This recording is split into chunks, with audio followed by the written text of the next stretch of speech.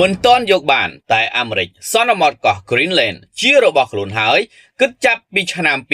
2026នេះទៅរាជធានីភ្នំពេញអស់ពីប្រកាសតាមពាក្យសម្ដីថាចង់បានកោះ Greenland ដែលធំជាងគេបំផុតលើពិភពលោកមកគ្រប់គ្រងឬដាក់បញ្ចូលជាដែនដីរបស់អាមេរិកពេលនេះលោកប្រធានាធិបតីអាមេរិកលោក Donald Trump បង្ហាញឆន្ទៈតាមរយៈរូបភាពវិញម្ដងលើបណ្ដាញសង្គម Truth Social នៅថ្ងៃទី20ខែមករាឆ្នាំ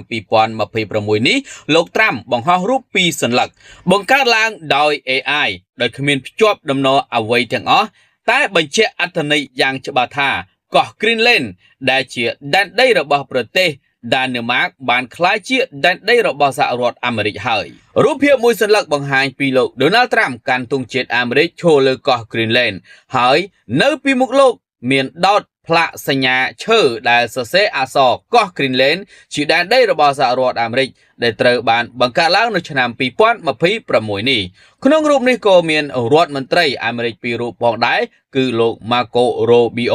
រដ្ឋមន្ត្រីការបរទេសនិងលោក Pete Hegseth រដ្ឋមន្ត្រីសង្គ្រាមឈរពីក្រោយលោកប្រធានាធិបតីលោក Donald Trump រូបភាពមួយសន្លឹកទៀតបង្ហាញពីលោក Donald Trump អង្គុយពិភាក្សាទល់មុខជាមួយមេដឹកនាំពីបណ្ដាប្រទេសនានាពិសេសពីសហភាពអឺរ៉ុបអ្វីដែលគួរឲ្យកត់សម្គាល់នោះគឺ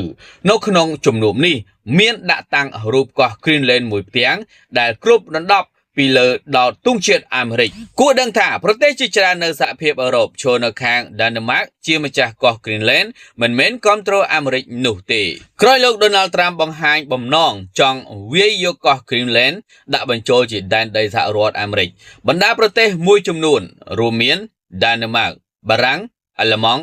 ស៊ុយអែតណូវែលส์ហ្វ្រាំងឡង់ហូឡង់និងអង់គ្លេសជាដើមដែលសុទ្ធតែជាសមាជិកអង្គការ NATO ជាមួយសហរដ្ឋអាមេរិកនោះបានបញ្ជូនកងទ័ពខ្លួនទៅកាន់កោះ Greenland ដែលជាចំនួនកងទ័ពតិចតួចប៉ុណ្ណោះដើម្បីគ្រាន់តែបង្ហាញការគាំទ្រកោះតកមួយនេះមិនមែនជាចំនួនកងទ័ពរាប់ពាន់រាប់ម៉ឺននោះទេលោក Emmanuel Macron ប្រធានាធិបតីបារាំងដែលបានទៅធ្វើទស្សនកិច្ចផ្ទាល់នៅកោះ Greenland កាលពីថ្ងៃទី15ខែមករាថ្មីៗនេះបានថ្លែងថាប្រជាជនគ្រូរូបនៅបារាំងនិងនៅសហភាពអឺរ៉ុបទាំងមូលប្រកាន់គំនិតថាកោះ Greenland មិនមែនសម្រាប់លក់ឬសម្រាប់ឲ្យគេឆក់ដណ្ដើមយកនោះទេ